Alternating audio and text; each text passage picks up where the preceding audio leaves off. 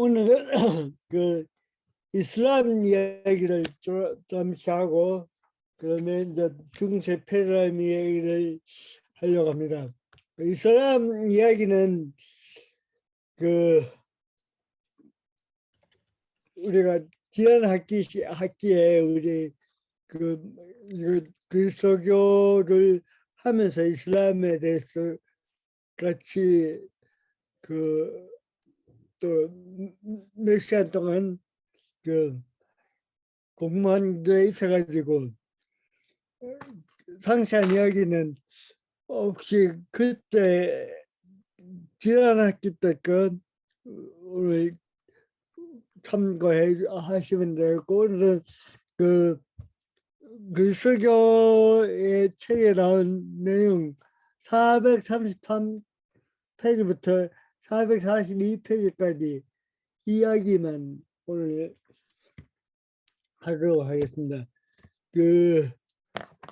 우리가 이슬람 탄생 초기부터 계속해서 기독교와 연관이 있고 또 유대교와 연관이 있다는 걸 지난 학기에 이야기를 했고, 특히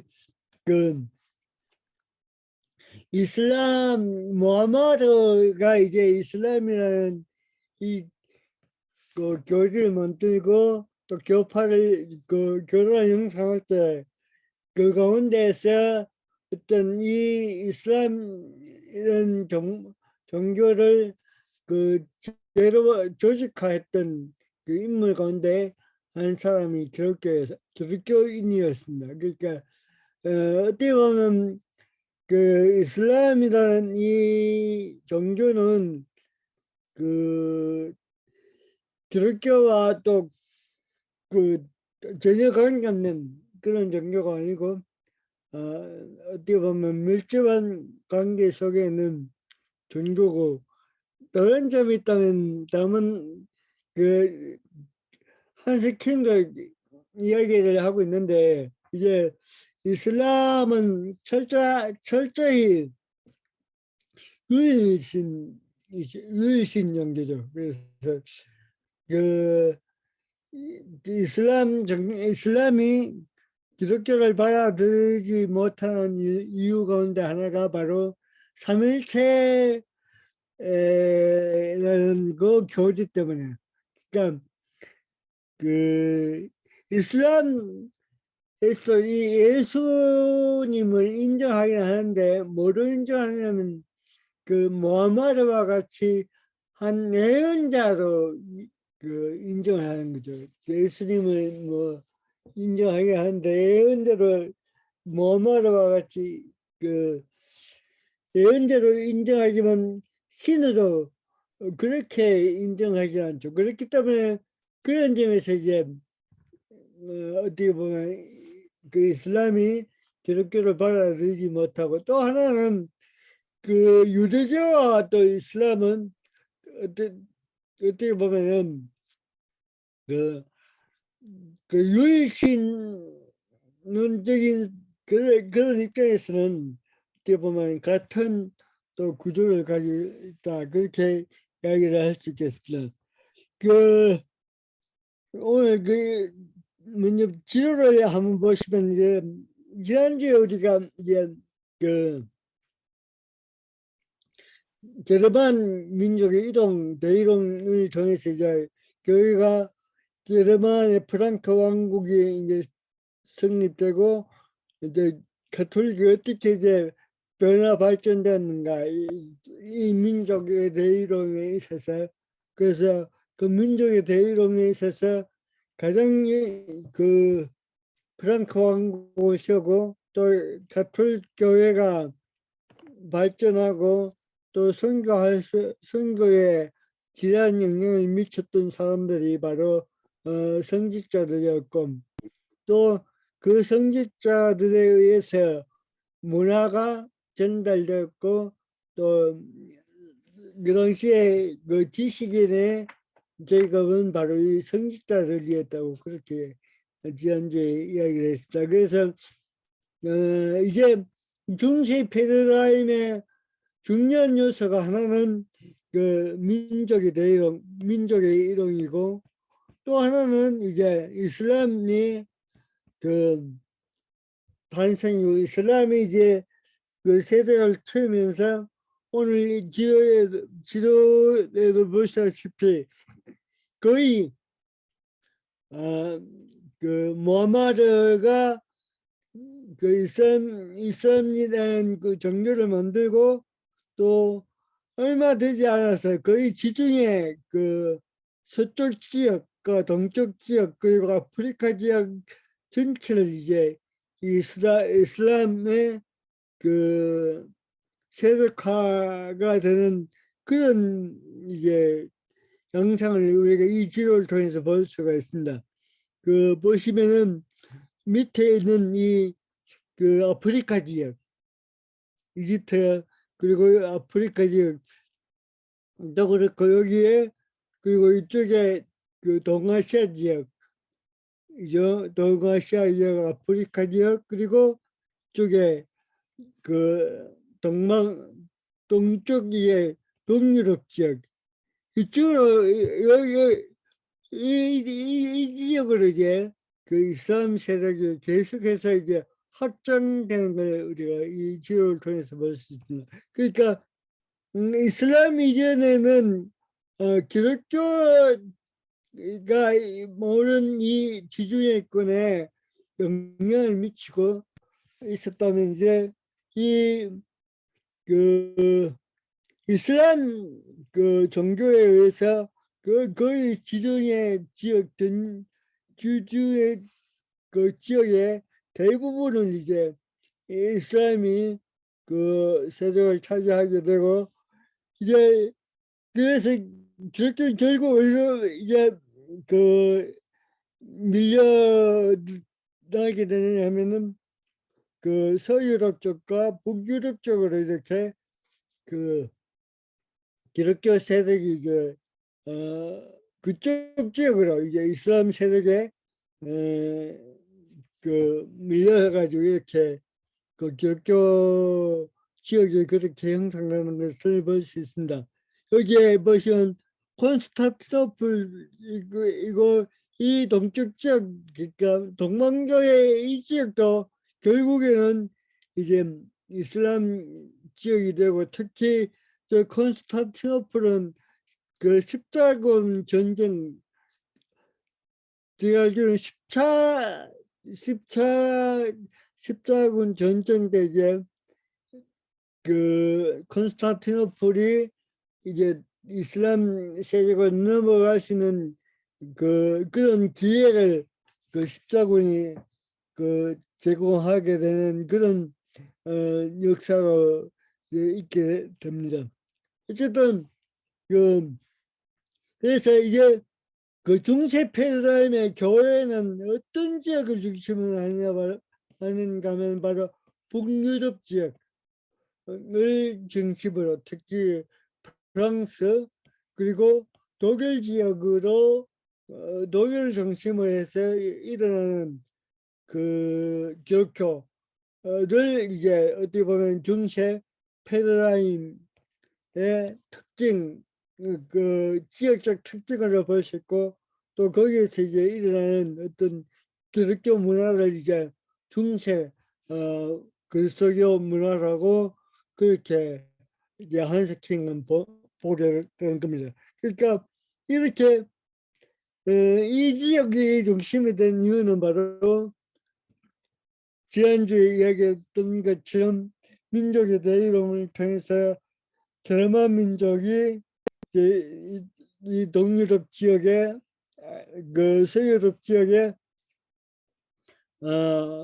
그 부족 국가를 만들고, 특히 로마를 이제 그 멸망시키고 그 지역을 이제 차지하게 되면서 하나의 세력이 되었고, 또 그 이후에는 이 이슬람 세력에 의해서 이제 그 이 지역으로 서유럽 지역으로 기독교가 완전히 이제 정착되고 고착화되었다. 그게 어떻게 보면 역사적인 어떤 중세의 그 형성될 수 있는 역사적 요인을 그렇게 볼 수가 있습니다.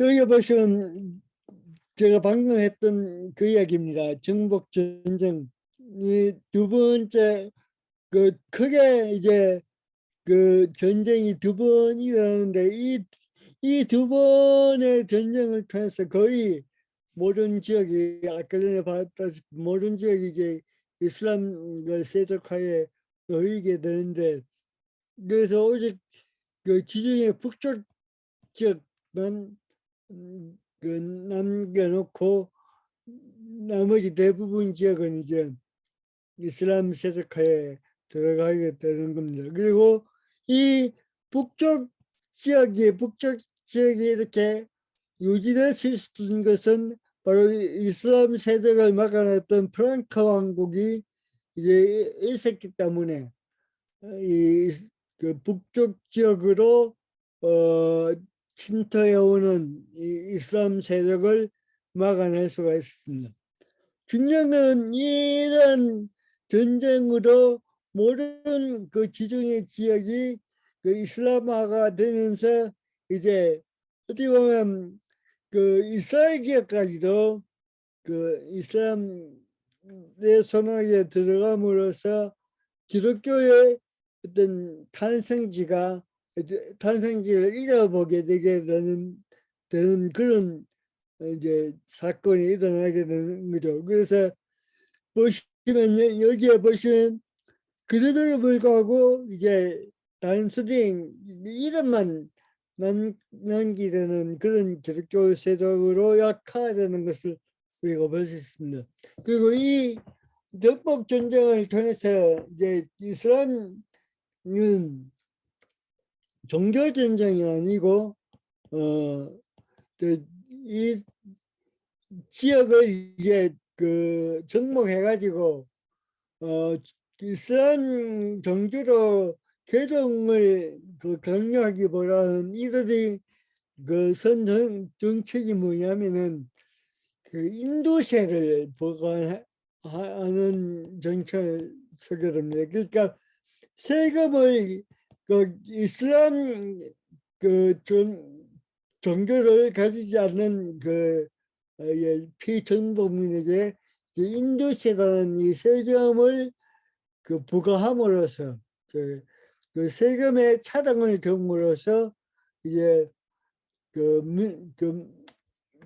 피정복민들이 그 이슬람 세력 하에 들어오게 하는 그런 정책을 이제 펴게 되는 겁니다.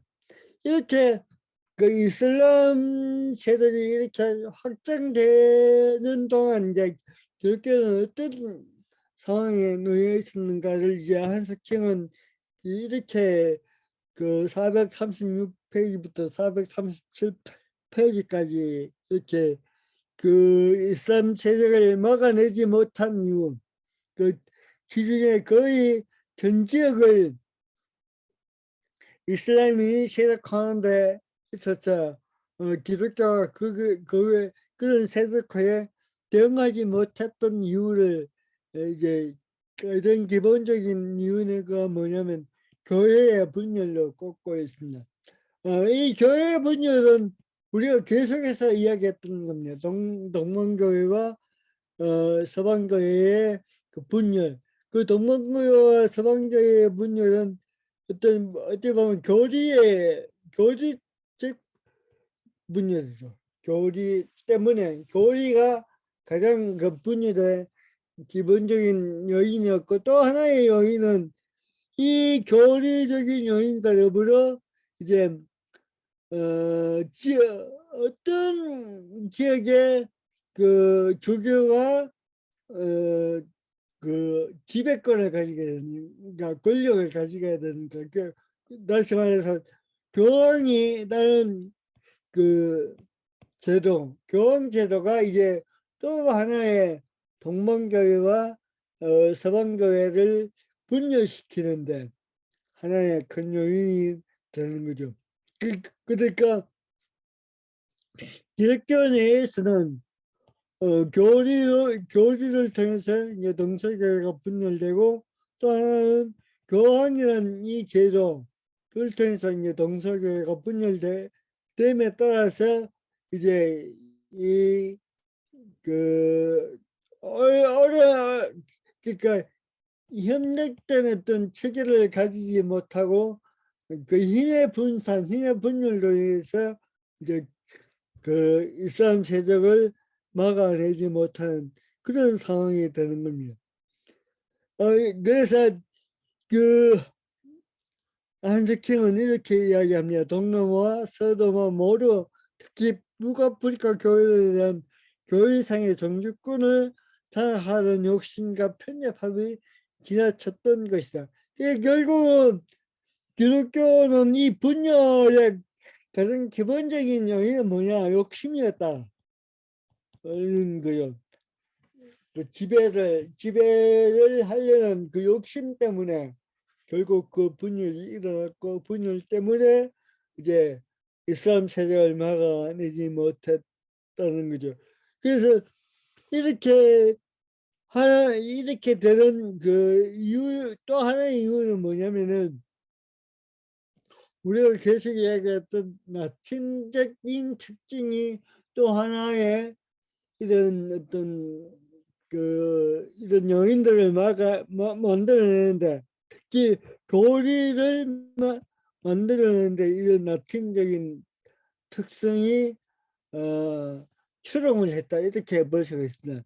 우리가 그 지난 시간에 이야기했던 것처럼 라틴적이라는 말은 법률적 또 실용적이라는 특징을 가지고 있다고 지금 몇 주 전에 이야기를 했습니다. 그러니까 이 기독교가 이제 라틴화되면서 그 라틴 교회가 꿈꿨던 게 뭐냐면 그들이 가지고 있던 내용들을 체계화시키고 교류화시켜가지고 하나의 그 통일을 꿈꾸는 그런 역사가 바로 이 라틴 교회의 역사였다고 본다면, 그 통일을 위해서 교리를 만들고 또 교리를 결정하는 데 있어서 일치가 이루어지지 못하고 여기서 이제 동방교회와 서방교회가 분열되는 그런 역사를 또 낳게 되고 했다는 그 이야기를 이제 한석형은 이야기를 하고 있습니다. 그렇지만 그 반면에 이슬람교는 이제 그 생겨난 지 얼마 안 되었기 때문에 그 어떻게 보면 아직도 분열되지 않고 하나의 그 이제 무함마드가 죽고 이제 그다음에 이제 칼리프라는 제도는 뭐냐면은 무함마드의 그 제자들 중에서 한 사람이 이제 종교 우르머리가 되는 그런 제도죠. 이 칼리프 제도를 통해서 이제 그 칼리프를 중심으로 그 이슬람 세력이 그 하나의 일치를 이루면서 일사분란하게 움직임으로써 분열되었던 이 기독교 지역을 격파할 수 있었고, 또 이슬람의 그 영향 아래 놓일 수가 있게 되었다고 그렇게 볼 수가 있습니다. 보십시오. 그래서 동남아 이제 결국은 이제 이 이슬람 세력에 의해서 완전히 이제 자신들의 권력을 상실하게 됨으로써 또 어떻게 이제 어떤 또 작용이 일어나게 되냐면 이제 서방의 노마가 멸망하고 이제 이 그 동남아 제국이 노마에 영향력을 미치고 어떻게 보면 그 노마라는 이 지역을 다스렸는데 이제 이 그 이슬람 세력이 이 동남아 지역을 그 점령함에 따라서 이 동남아 제국의 힘이 되었기 때문에 결국은 이 서남아 지역에 대한 그 지배권을 상실하게 되고, 이 서남아 지역에 또 정착했던 게르만 민족이 또 하나의 세력이 형성되고, 이들에 의해서 이제 프랑크 왕국이 생겨나게 되는 거죠. 그래서 이 프랑크 왕국이 결국은 이 동남아 제국으로부터 독립을 이루어내고, 어떻게 보면 그 기독교를 유지할 수 있는 하나의 기틀을 이제 여기서 북유럽 지역에서 이제 그 기틀을 마련할 수 있는 그런 기회가 생기게 되는 겁니다.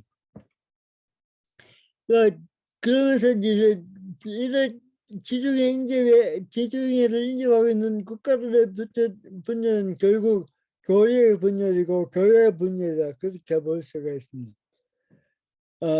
프랑크 왕국이 이제 이런 상황에서 이제 하나의 그 제국으로 이제 건설되면서 또 그 이슬람 세력을 막아내고 기독교를 또 보존하는 그런 역할까지 이제 이 노마 대신에 프랑크 왕국이 이제 그 역할을 하게 되는 시대가 바로 이때라고 할 수가 있습니다.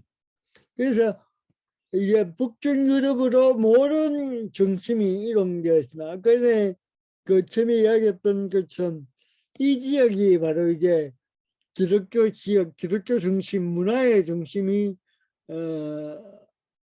되는 그런 상황이 일어나게 됩니다. 그러니까 이 지역이 중심이 돼서 나타난 패러다임은 뭐냐면은 한석킴은 중세 패러다임이라고 이야기를 하고 있습니다. 그게 이제 이슬람과 지난주에 이야기했던 민족의 대이동의 어떤 영향이라고 그렇게 이야기를 할 수 있을 겁니다. 우리 그다음에 보실 내용은 그 442페이지부터 이렇게 프랑크 왕국을 중심으로 이제 그 지역적으로 그 북유럽 중심으로 그 기독교의 형성이 일어났고, 그 기독교의 형성의 특징이 무엇인가를 이제 442페이지부터 456페이지까지 하고 있습니다. 그러니까 이 중심 패러다임이라는 것은 결국 현대 으로 이야기하자면 프랑스, 독일 이제 그 지역을 중심으로 이런 어떤 그런 기독교의 그 내용을 이야기를 한다고 볼 수가 있습니다. 8세기 이후에 가톨릭 교회는 이슬람의 등장으로 이 이야기는 방금 제가 이야기했던 겁니다. 또 게르만 민족도 이야기도 했고, 그래서 새로운 교회의 그 지역의 중심이 되었다, 그 이야기도 했고, 또 동방교회와 라틴교회를 벗어나서 유럽 지역에 특히 북유럽 지역에 이제 교회가 이제 생겨났고, 그게 이제 어떻게 보면 중세를 지나고 또 근세까지 또 현대까지의 어떻게 보면 기독교의 중심적인 역할을 할 수 있던 그 지역이 바로 이때부터 형성되었다, 형성되었다고 그렇게 볼 수가 있습니다. 지난주에 이야기했던 것처럼 이렇게 유럽 지역에 이 교회가 형성되고 발전되게 된 배경에는 누가 이 모든 것을 주로 하게 되느냐면 어떤 정치가가 있었던 게 아니고 바로 그 성직자 또 수도자를 중심으로 이런 어떤 교회와 또 그 제국이 발전되고 또 문화가 발전됐다 그 이야기를 했습니다. 왜냐하면 이 당시에 바로 그 지식과 또 문화를 단죄하고 또 그걸 전승하고 또 보존하고 했던 그 역할을 했던 그 사람들이 바로 성직자였고 수도자였다. 그러니까 이 성직자와 수도자를 통해서 이제 문화가 전달되고 전승되고 보존되고 했는데 또 하나는 이제 이 성직자 수도자들이 어떻게 보면 정치적 또는 종교적 또 권력화를 또 이루어냈다. 그래서 이제 어떻게 보면 중세 가톨릭은 그 이 성직자들이 어떤 세속 정치와 세속의 모든 문화에 어떻게 보면 주요 핵심적인 인물로 등장할 수밖에 없는 어떤 구조가 그 처음부터 초기부터 만들어졌다고 볼 수가 있습니다. 왜냐하면 이들에 의해서 어떻게 보면 지난 그 시간에 이야기했던 것처럼 어떤 국가의 모든 어떤 체제와 기구와 그 제도들조차도 이 성직자를 중심으로 해서 그 그런 것들이 형성되고 만들어졌다 그 이야기를 지난주에 했습니다. 이게 그렇기 때문에 이제 이 교황도 하나의 어떻게 보면 그 교회의 중심이 되고 또 세력화되는 어떤 교황이 하나의 그 자기의 지위를 확보할 수 있는 그런 그 요인이 바로 이런 상황 속에서 일어났다고 볼 수 있습니다. 결국은 이제 성직자들과 수도자들이 또 선교를 통해서 여러 민족들을 또 기록화시키고 하는 데 있어서 지난주에 이야기했던 것처럼 그리고리우스 교황이 바로 새로운 교황의 기틀을 마련할 수 있었던 그 시기였고 그 그레고리우스를 통해서 이제 교황이 하나의 정치와 종교의 그 중심점으로서 부상하시는 그런 어떤 시기가와 요인들이 이 당시에 이렇게 형성되었다고 볼 수가 있습니다.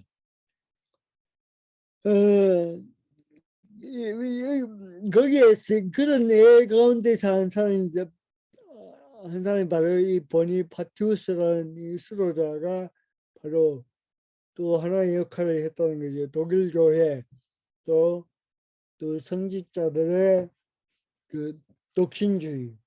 성직자의 독신주의는 지난주에 이야기했던 것처럼 그 그리고리우스에 의해서 그게 이 독신 성직자의 독신이 주장됐고 이렇게 성직자들의 독신이 주장됨으로써 무엇이 없어지게 되냐면 여성들의 그 부재 역할이 이제 약화되고 결국은 이제 가톨릭에서 여성의 역할이 이제 힘을 잃게 되는 그런 요인들이 또 여기에서부터 생겨났다고 그렇게 볼 수가 있습니다.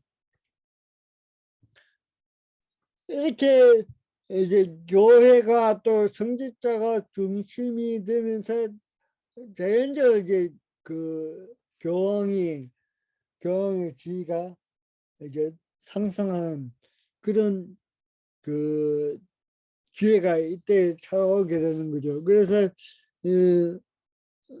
교황이 이제 그 프랑크 제국과 협력함으로써 이제 그 처음으로 이제 어떤 이제 그 뭐 이념들이 이제 생겨나게 되냐면 왕권 신수설이라는 그 이념이 바로 이 교황에 의해서 생겨나게 됩니다. 그 왕은 하나님의 은총으로 이제 왕이 되는데 그 이 하나님의 은총으로 왕이 되는 그 왕을 이제 인정해 주는 사람이 누구냐면 이 땅에서 하나님의 대리된 교황이 바로 그 왕을 왕을 세우고 또 왕을 인정하는 그런 역할을 한다는 그런 그 이념들이 바로 이때 생겨나게 되는 거죠. 이제 이런 이념이 생겨나면서 이제 결국은 왕과 교황과의 그 어떤 세대 간의 다툼, 또 분열, 또 이런 역사가 우리가 그 중세 역사를 통해서 볼 수 있는 것처럼 그런 어떤 그 관계가 바로 이때부터 생겨나게 됩니다.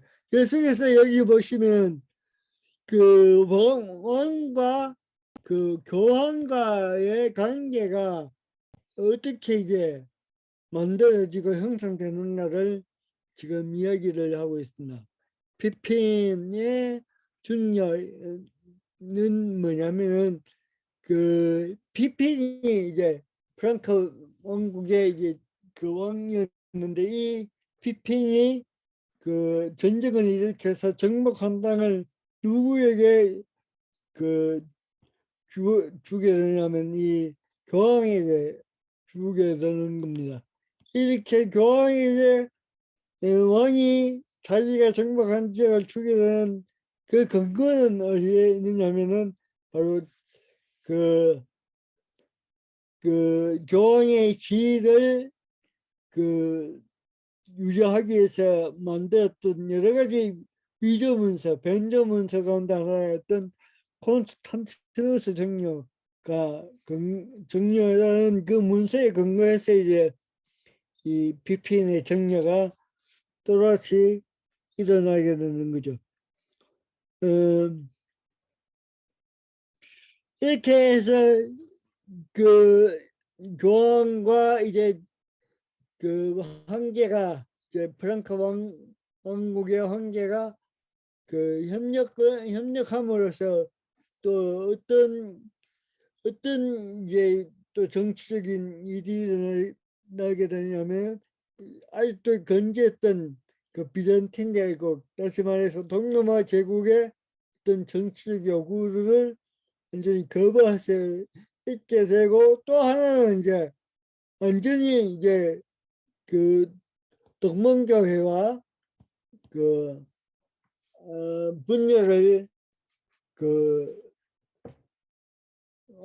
분열이 고착화가 일어나는 그 역사가 이때부터 이제 생겨나게 되는 거죠. 어떻게 보면 정치적 독립이 바로 어떻게 보면 종교적 분열로 이제 어떻게 보면 결과에서는 그런 역사가 바로 이때 일어나게 되는 겁니다. 그래서 이렇게 교황의 지위가 이제 프랑크 왕국에 협조하여서 그 일어나게 되면서 이제 또 어떤 이제 그 이데올로기가 형성되냐면 교황 무엇이 그 또다시 어떻게 보면은 중심적인 그 이념으로 자리 잡게 되는 겁니다. 교황 무엇은 우리가 이야기했던 것처럼 로마 주교는 어디에서도 이제 그 재판을 받지 않는다라는 그런 이론에 근거해서 이제 교황무설이 생겨났고 그 이야기는 저 지난번 시간에 이야기했죠. 그래서 이런 교황모설의 그때 그 이념들이 이때부터 이제 생겨나면서 그게 이런 이념이 언제까지 오게 되냐면 1870년 까지 이제 오게 됐네. 이 1870년이라는 게 뭐냐면은 이 해에 이 당시 이제 계몽주의 운동이 일어나고 이 계몽주의 운동에 의해서 이제 교회가 위협받게 되면서 교황이 이제 바티칸 공회를 열게 됩니다. 이 바티칸 공회를 열어서 이제 1870년경에 이 바티칸 공회를 개최하게 되는데 이 바티칸 공회에서 어떤 일이 일어나게 되냐면 교황 무엇을 그 아주 강력하게 주장하는 그러니까 교황의 권위와 교황의 무엇을 아주 강력하게 유지하고 또 그 교리를 아주 이제 고착화되는 그런 어떤 결론들이 바티칸 공회에서 1870년경에 있었던 개최되었던 바티칸 공회에서 이런 어떤 계몽주의에 이제 반대해서 그 계몽주의에 맞서서 이제 교황무소가 특히 그 교황의 어떤 권위 또는 교회의 권위를 그 전성적으로 지키려는 그런 회의가 바로 1870년경에 일어났던 그 바티칸 공회입니다. 근데 이런 공의 결정에 이제 반발해서 이제 일어났던 게 바로 독일과 스위스 그 교회에 이제 이 바티칸 공의 결정에 이제 반발하는 그 운동이 일어나는 거죠. 이 말은 뭐냐면 그, 그 프랑스 왕국이 생길 때 그때 거의 한 7, 8세기 때부터 유지되었던 그 교황의 무엇을 교황의 어떤 권리, 교황의 제치권이 제치권이라고 하시는 교황의 모든 권리가 이제 1870년경에 계몽주의에 의해서 그 어떤 교황의 모든 지위와 권리를 다시 공고히 하고 하려고 그 회의를 개최하고 또 교회를 만들어냈지만 이제 각 지역 각 나라의 이제 그 교회는 이런 교황의 이데올로기에 반대해서 교회의 어떤 독립을 또 주장하게 되고 또 교황의 무엇에 대해서 반기를 드는 그런 어떤 그 형태가 그런 운동들이 이제 1870년 이후에 일어나게 됩니다. 이런 운동들이 일어나면서 이제 결국은 어떻게 되냐면 제2 바티칸 공회가 제2차 바티칸 공회가 이제 개최되면서 결국은 이제 가톨릭 교회가 한 번 더 이제 어떻게 보면 계획하는 그런 이제 단초가 바로 이때 1870년경에 이제 만들어진다고 볼 수 있습니다. 그러니까 거의 1000년 동안 그 유지되었던 교황의 이데올로기가 그 계몽주의의 영향 아래서 이제 완전히 이 이데올로기가 이제 점점 더 그 어떤 힘을 잃게 되는 그런 역사를 가지게 되는데 어쨌든 거의 1000년 동안 교황은 그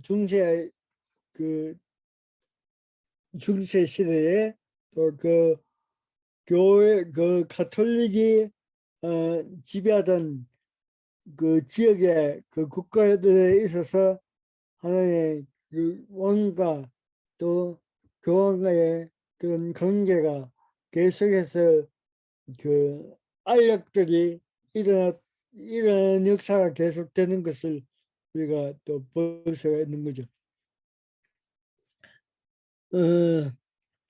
그래서 처음에 교황과의 협력 체제가 물론 이끌었지만 이 협력 체제가 또 유지되다가 또 이게 또 적대시되고 이런 역사가 반복되는 거죠. 이제 칼데제라는 프랑크 왕국의 이제 칼데제가 이제 서방의 글쓰 있는 황제라고 이렇게 칭을 하면 맞는데 우리가 알다시피 그 로마의 글쓰 있는 황제는 데오시우스 황제가 바로 그 로마의 글쓰 있는 황제죠. 그 콘스탄티누스에 의해서 기독교가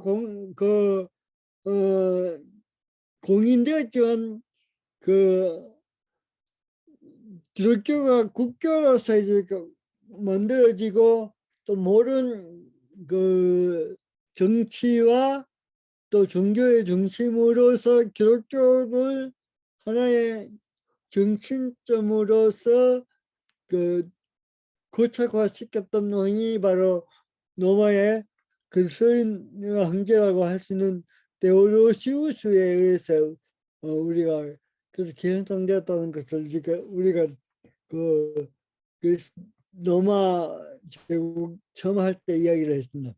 이처럼 이제 그때 로마 때는 바로 이 데오시우스 황제가 글쓰인 황제였다면 이 서방이라는 것은 우리가 이따가 이야기했던 것처럼 북유럽 지역을 이야기하죠. 북유럽 지역에 이제 그 글쓰인의 황제가 된 사람은 바로 칼데제다 그렇게 볼 수가 있습니다. 이제 이 칼데제가 이제 그 등극함으로써 이제 어떤 일이 일어나게 하면 그 동남아 지역의 동남아 제국과 이게 동등한 어떤 그 세력을 또 유지하게 되고 또 완전히 이제 그 동남아 지역으로부터 완전히 독립을 이루는 자주를 이루는 그런 시대가 바로 이 칼데제라고 그렇게 볼 수가 있습니다. 이제 이 칼데제가 또 이 칼데제와 이제 그 교황 사이에는 또 어떤 일이 일어나게 되느냐면은 그 황제 대관식을 거행하는 데서 황제를 이제 인정하는 데 있어서 이제 교황이 하나의 역할을 이제 감당하게 되는 거죠. 그러면서 이제 베르로 성당이 이제 황제 대관식 장소가 되고 이렇게 이게 하나의 이제 또 중세 시대의 또 하나의 전통으로 이제 그 시작되고 이런 것들이 또 이 황제와 그 교황의 갈등을 빚는 그런 요인을 또 나타나게 되는 겁니다. 이야기를 했으나 프랑크 왕국의 대화는 결국 동서노마의 정치적 분열 그래서 그 서노마 지역 특히 그 북유럽 지역의 어떤 정치적인 어떤 종교적인 그 독립을 가져오게 됐고 또 교황도 이제 완전히 그 동방 지역으로부터 그 동남아 지역의 동남아 제국의 황제로부터 완전히 독립하는 그런 그 어떤 역사가 바로 이때에 만들어지는 겁니다. 자, 계속해서 그 이야기입니다. 왕과 또 교황의 어떤 그 협력에 의해서 이제 어떻게 보면 그 동서교회 분열 또 동서노의 분열을 가져오게 되었다. 그 이야기를 하고 있습니다. 그래서 이제 이 교황에 의해서 이제 그 왕이 됐던 왕은 또 그 교회에 완전히 지도자로 이제 또 나서게 되는 그 역사가 또 이때에 또 생겨나게 됩니다. 그러니까 이런 형식은 우리가 계속해서 그 보았던 형식이에요. 언제 있었냐면 그 노바가 콘스탄티누스에 의해서 기독교가 공인되고 니케아 공회가 열렸을 때 또 이제 황제가 이제 그 교리를 결정한 어떤 중요한 역할을 했었고 또 동남아 지역도 여전히 동남아 지역에서 그 황제가 이제 교황의 수장의 역할을 했던 그런 또 구조가 있었고 또 이제 러시아 전교로 넘어가면서 러시아 전교에서도 여전히 그 러시아 황제에 있는 짜르에 의해서 교회의 모든 어떤 그 교회가 정치로부터 독립되지 않고 이 교회가 정치에 예속되는 그 구조가 있었죠. 그러니까 우리가 러시아 정교회를 보면서 우리가 봤던 이야기입니다. 그 왕과 교회 그리고 왕과 교황 이 구조는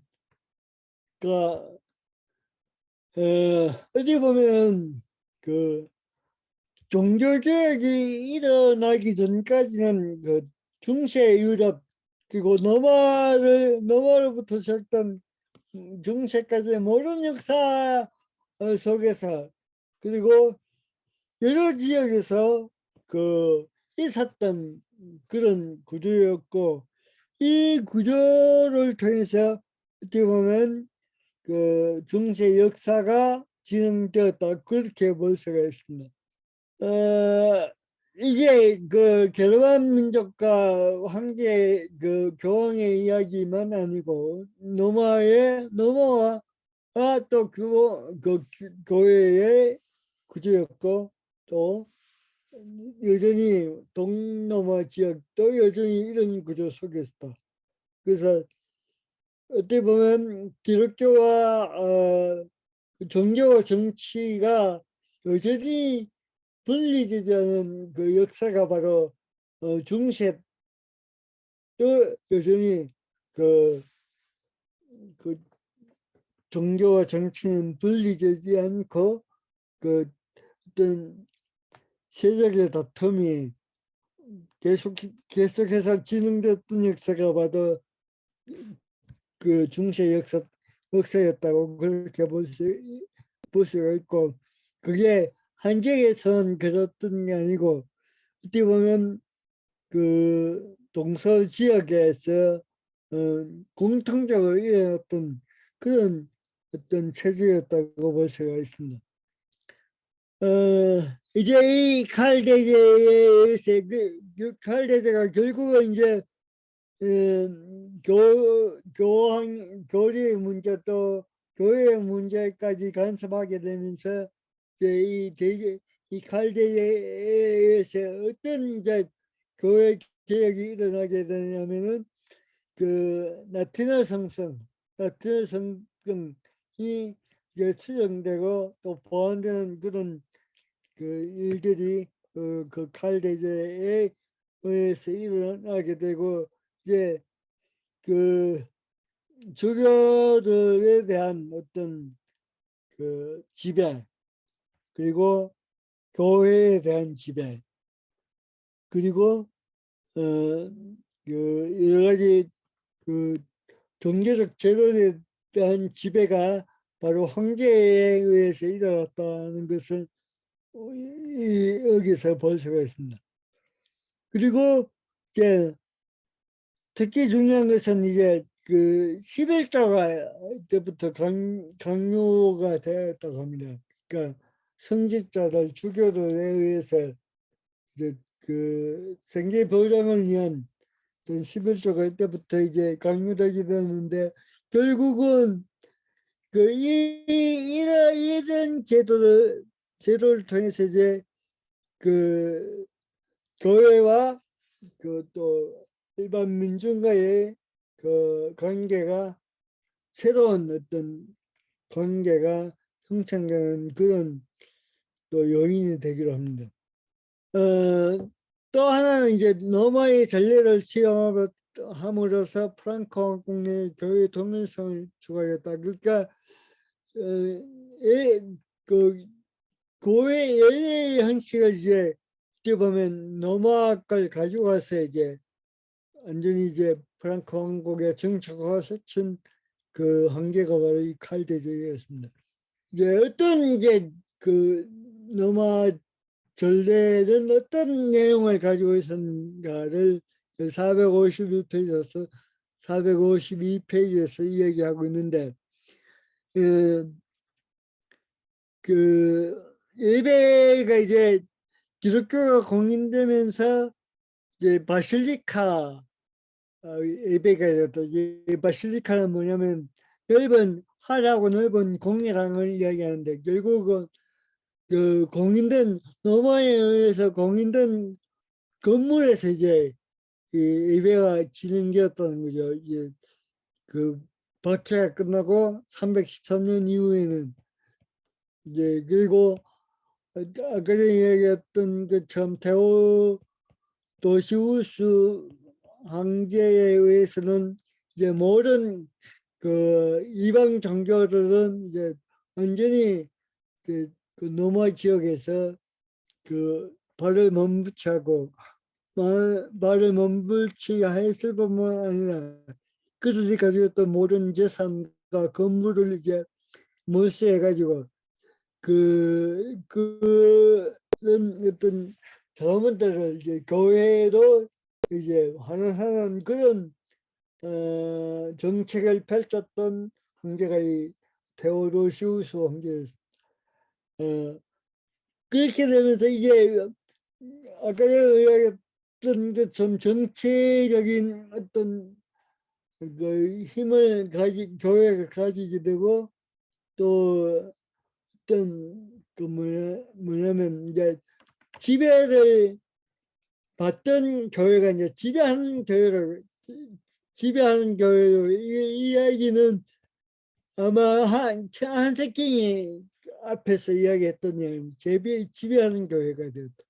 이제 교회가 지배하는 교회가 됨으로써 이제 어떤 일들이 그 예배 안에서 펼쳐지게 되냐면은 점점 이제 예배가 그 커지고 길어지고 장엄해졌다. 이거는 이제 기독교가 공인된 이후에 이제 그 노마의 정치적인 어떤 요소들이, 또 문화적 요소들이 그 교회 예배에 침투했다, 그렇게 볼 수 있습니다. 그러니까 원시교회 예배와 예배 교회는 완전히 그 뭡니까, 공동체적이고 그 세대를 받은 사람들의 어떻게 보면 그 사람들 중심으로 일어난 그런 예배이고, 또 성만찬이 예배의 그 가장 기본적인 또 가장 중요한 요소였다면, 이제 그 기독교가 공인되고 난 다음에 이제 노마의 예전은 길어지고 장엄해지고, 또 하나는 뭐냐면은 이교적인 그런 어떤 예식들이 바로 이 또 예전에 로마 교회 예전에 들어왔다는 겁니다. 어떤 게 들어왔냐면 장계, 절, 입맞춤, 향, 촛불, 영대, 반지, 특별한 표지 이런 그 요소들이 이제 그, 그 로마 예배에 이제 그 들어있는데 이 장계라는 것은 뭐냐면 여기 보시면 여기 있습니다. 장계는 바로 그 무릎을 꿇는 이런 그 자세를 바로 장계라고 합니다. 그러니까 이런 요소들은 그 원체 교회 예배 그러니까 기독교가 공인되기 이전까지는 이런 요소가 없었다는 거죠. 그 입맞춤은 그 한석경은 입맞춤을 이제 그 이교적인 그 예배 요소라고 하는데 거기 우리가 원치 노화교회의 그 예배 그 형식을 보면은 거룩한 입맞춤이라는 게 있습니다. 그 입맞춤이라는 그 원래 교회의 그 원래 예배 때부터 그 입맞춤이라는 게 있었습니다. 그 원이 그 노마 초대교회 이야기를 읽어보시면 이 거룩한 입맞춤이라는 그 형식 그런 그 예배 의식이 있는데 이 거룩한 입맞춤은 세례 교인에 한해서만 그 이루어지는 그런 어떻게 보면 예전의 내용이었다고 그 로마 그 초대 로마 교회의 예배에 보시면 그런 이런 내용이 있습니다. 어쨌든 이런 요소들이 바로 이제 그 예배에 포함되게 되고 이제 그 예술성가에서 밀려난 민중성가 이 이야기는 오늘 이제 마지막에 그레고리우스 이제 성가를 할 때 이야기가 나올 것 같습니다.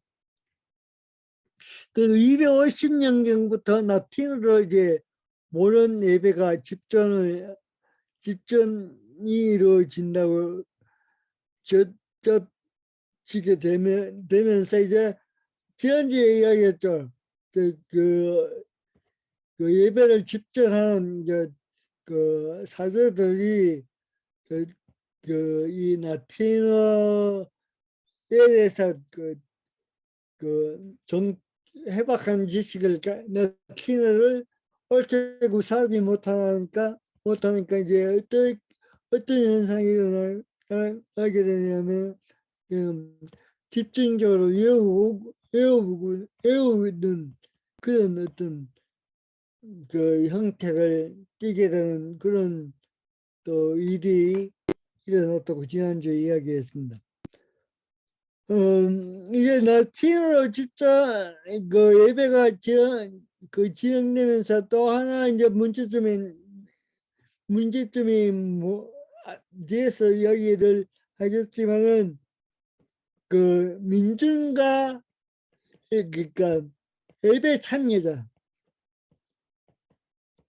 예배 참여자와 그 진례자 사이에 이제 관계가 이제 문제가 되는 거죠. 그 왜냐하면 예배 참여 일반 그 평신도는 이 라틴어를 전혀 알지 못하는 그 사람들의 태반이었다고 하죠. 그래서 그, 그 사제들도 그 옳게 라틴어를 구사하지 못하는 그런 상황이었기 때문에 일반 평신도들이 또 이 라틴어를 구사하거나 라틴어를 이해하기는 어려운 상황이었음에도 불구하고 모든 이제 예전이 그 예배가 라틴어로 이제 그 진행되다 보니까 이제 그 예배 참여자와 또 예배 참여자에 대한 문제가 이때부터 이제 생겨나게 되는 겁니다. 성찬 예배가 미사로 확정됐다. 이제 성찬 예배가 이제 형식과 내용이 완전히 이제 그 성찬 예배가 우리가 알다시피 어떻게 보면 그 예수 그리스도의 죽음과 또 희생과 십자가의 어떤 이런 요소가 이제 담겨져 있는 건데 이제 하나의 이제 어떻게 보면 이런 내용들이 없어지고 축복의 기로 축복으로 이제 그 성찬 예배의 내용들이 바뀌는 그런 또 일들이 여기서부터 일어났다고 그렇게 보는 겁니다. 예수에서 그 이야기는 라틴어로 진행된 그 예배, 그래서 성직자의 독점물이 되고 그 음식하고 화자게 만들었고 그래서 이제 그 라틴어만 진행되다 보니까 신자들의 평신들의 참여가 없는 그 미사 예배가 되었다. 그래서 그리고 성찬 제정의 말씀은 공동체를 위한 선포가 아니라 선포가 될 수 없죠. 왜냐하면 라틴어로 모든 게 진행되다 보니까. 그러니까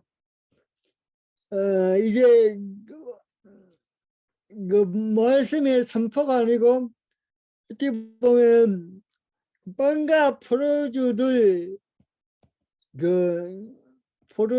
이제 예수님의 뭔가 피로 바꾸는 그런 어떤 말씀으로 밖에 이해를 하지 못했다는 겁니다.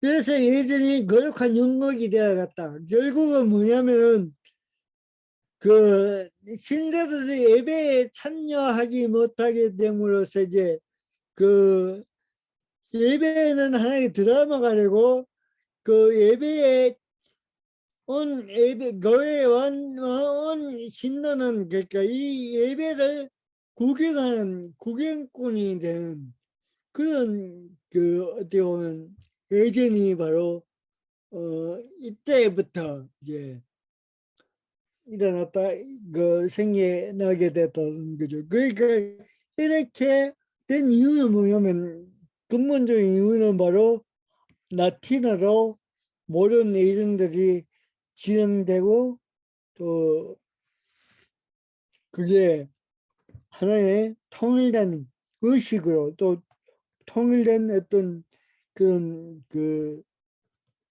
형태로 이제 이 프랑크 왕국의 모든 교회가 이 예정을 따랐기 때문에 결국은 그 예배 참여자와 그 진리자 사이에 괴리가 생기고 거리가 생기고 구경꾼이 만들어지는 그런 어떻게 보면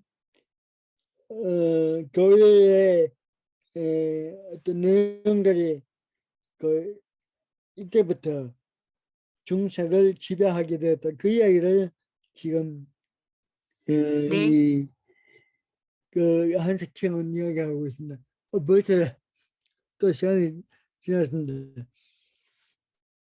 오늘은 여기까지 하겠습니다. 그 예배 그 라틴 그 뭐냐 중세 이거 전례는 조금 우리가 신경 써서 봐야 될 것 같아. 왜냐하면 오늘 이 당시에 중세 시대 우리가 그 예배의 형식 또 예배의 내용들을 우리가 한번 집중적으로 살펴봄으로써 오늘 우리가 드리는 이 예배가 예배와 어떤 그 차이가 있는가 오늘 우리는 어떤 내용을 가지고 또 예배를 드린다를 한번 또 살펴볼 수 있는 또 하나의 그 요인이 될 수 있기 때문에 우리가 이 부분은 그 예배 부분은 또 한 번 더 다음 시간에 같이 이야기를 한번 해봤으면 좋겠고 오늘은